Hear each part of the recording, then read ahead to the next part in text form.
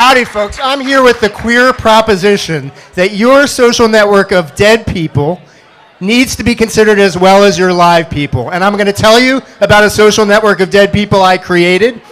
And then when I finish, I'm going to channel one of my favorite dead people as a way of celebrating this work. So first, 4,600 people, the number of people who died of AIDS in Philadelphia since 1981. Imagine who was lost. People who are writers, activists. The guy in the middle worked at the Baines Deli at the Bellevue Stratford. Remembering artists, politicians, librarians, architects, fans of Rehoboth, denizens of Judy Garland Park, hustlers, and numerous people who I'm sure would have been here tonight if they were still alive. That's who we remember when we begin to consider our social network of dead people. And I don't mean remember like a little string around your finger or even like a red ribbon. I mean remember to include these people back in your life, to bring the people from your past, your ancestors, into your life at the present. It's very powerful. What's a model for community and grief and memory? We have the Yahrzeit candle used by Jews to remember dead ancestors. We have the AIDS quilt. But I'm asking for something more, something that's going to actually bring these people back to life in your lives. So I looked at the Shoah Project, which Steven Spielberg created. Look at those cute little old ladies. He interviewed these folks to remember their experience in the Holocaust. And I thought, we need to remember all the experiences of people who died of AIDS and the people who have memories since then. So we created this website. I know it's ugly, but a website for dead people shouldn't be too fancy, all right?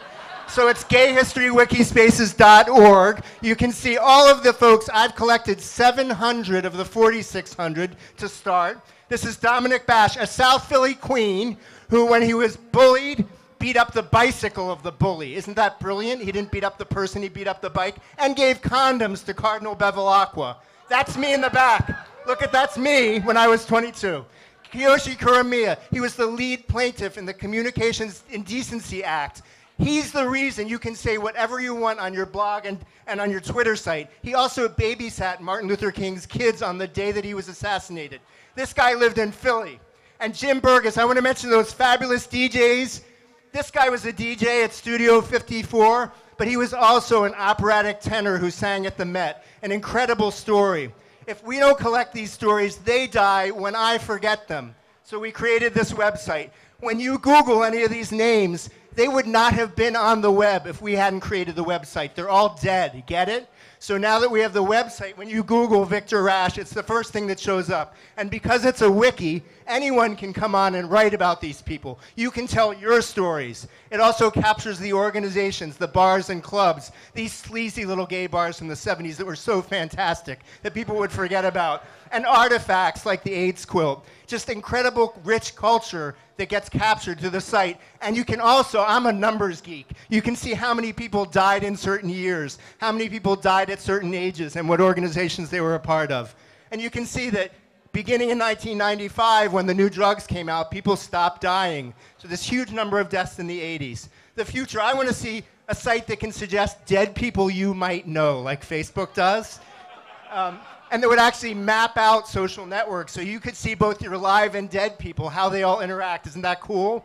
And then the expansion of the project nationally and internationally. So the tension is between rest in peace and bringing them right back. And I say bring them right back. No resting in peace for our dead people. They're too important. Their stories are too rich. So what can you do to bring them back? If our social networks include these dead people, it gives us an opportunity to consider all of that richness and to consider how our friends and family connect to dead people in our lives. To consider that impact is so powerful. I want you to think about how we throw away our gay folks. This is a site, there's me in the middle, my dead grandmother, my friend who died of cancer, and my 27 friends who died of AIDS. Taking that number for a second. And my brother who's alive and my best friend in many years. The intersections of all those people. How powerful to be able to map that out. Ways to expand your network. Create a Twitter account for a dead person like Harvey Milk. Remember Baby K, our dear friend who died a year ago. What can we be doing to acknowledge Baby K in an ongoing way? And to finish up my piece, I want to talk a little about how I do this. So I have Harvey Milk. I'm acknowledging a dead gay man who was an incredible politico. Edna Hunter, my grandmother. Tomorrow's the 3rd anniversary of her death. She lived to be 100. And now, my favorite, Ethel Merman. Memories like the corner of my mind.